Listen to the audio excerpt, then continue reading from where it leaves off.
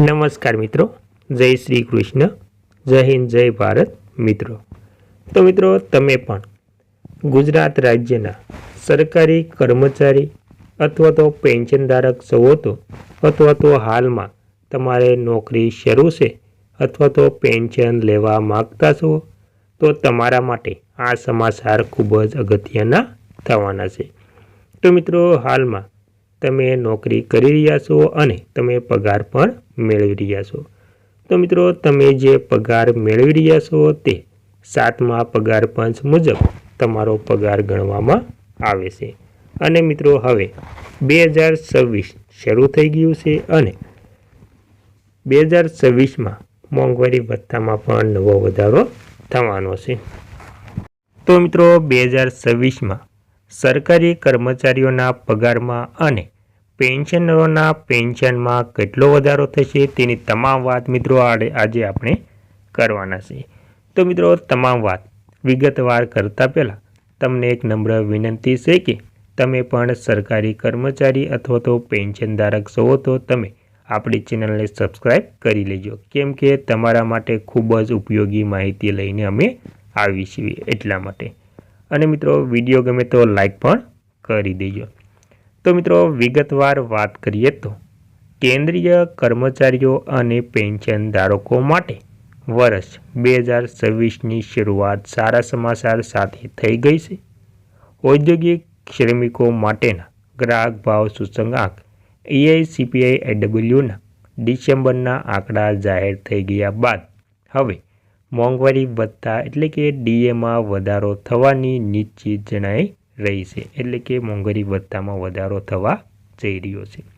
તો મિત્રો, ડિસેમ્બરના આંકડાઓને આપ્યા છે સારા સંકેત. શ્રમ બ્યુરો દ્વારા જાહેર કરવામાં આવેલા નવેમ્બર 2025ના AICPI-AWના આંકડા 148.2 પર પહોંચી ગયા હતા. છેલ્લા 12 મહિનાના સરેરાશ ઇન્ડેક્સને આધારે ગણતરી કરતાં મોંઘવારી ભથ્થું 59.93%ની આસપાસ પહોંચ્યું હતું. ડિસેમ્બરના આંકડાઓ પણ સામાન્ય રહેતા હવે તે 60%ની સપાટી વટાવી ચૂક્યા છે. સરકાર હંમેશા પૂર્ણાંકમાં DA જાહેર કરતી હોતી કર્મચારીઓને જાન્યુઆરી 2026થી 60%ના દરે મોંઘવારી ભથ્થું મળવા લગભગ નક્કી છે. તેમાં 7મા પગાર પંચ પૂરું થતાં DA વધશે. તો મિત્રો, સામાન્ય રીતે દર વર્ષે નવું પગાર પંચ લાગુ કરવામાં આવે છે.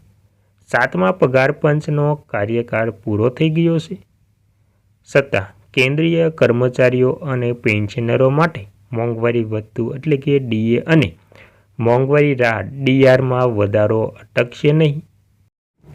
સરકાર નવી ભલામણો લાગુ ન થાય ત્યાં સુધી અગાઉની વ્યવસ્થા મુજબ જ દર 6 મહિને જાન્યુઆરી અને જુલાઈ આ બંને મોંઘવારી ભથ્થામાં વધારો કરશે મિત્રો. ત્યારબાદ ક્યારે મળશે વધારાનો લાભ?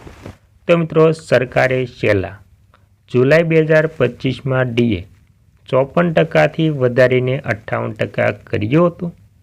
હવે જાન્યુઆરી 2026થી અમલી બનનારા 60% DAની જાહેરાત હોળીની આસપાસ થવાની શક્યતા છે. જ્યારે પણ આ જાહેરાત થશે ત્યારે કર્મચારીઓને જાન્યુઆરીથી અત્યાર સુધીની તફાવત એટલે કે એરિયર્સ પણ એકસાથે ચૂકવવામાં આવશે, જે લાખો સરકારી કર્મચારીઓ અને પેન્શનરો માટે આર્થિક રાહત છે મિત્રો.